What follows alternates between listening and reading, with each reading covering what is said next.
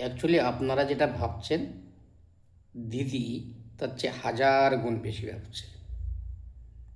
আরে 15 বছর রাজত্ব করেছে, এটা ভাবুন। তার মাথায় কিছু না কিছু তো অবশ্যই আছে। তিনি জানেন যে এই জন্মে কেন আমার 14 পুরুষের মানে ওনার 14 পুরুষের আর কোনো ক্ষমতা নেই যে ভোটে দাঁড়িয়ে মুখ্যমন্ত্রী হবে, কিন্তু পরিবারটাকে অমর করে যেতে চাইছে। আপনারা একটা জিনিস ভাবুন, আজ পর্যন্ত পৃথিবীতে, ভারতবর্ষ তো অনেক দূরের কথা, পৃথিবীতে এরকম কোনো ঘটনা ঘটেছে যে কোনো মুখ্যমন্ত্রী হেরে গেছেন, তিনি সেই মুখ্যমন্ত্রীর চেয়ার ছাড়বেন না? এরকম ঘটনা আমার অন্তত জানা নেই। আপনাদের জানা থাকলে একটু জানাবেন প্লিজ। তো যে ঘটনাটা পৃথিবীতে ঘটেইনি, সেই ঘটনা যদি ঘটিয়ে ফেলতে পারে একবার আমাদের দিদি, তাহলে এটা তো হিস্ট্রি না?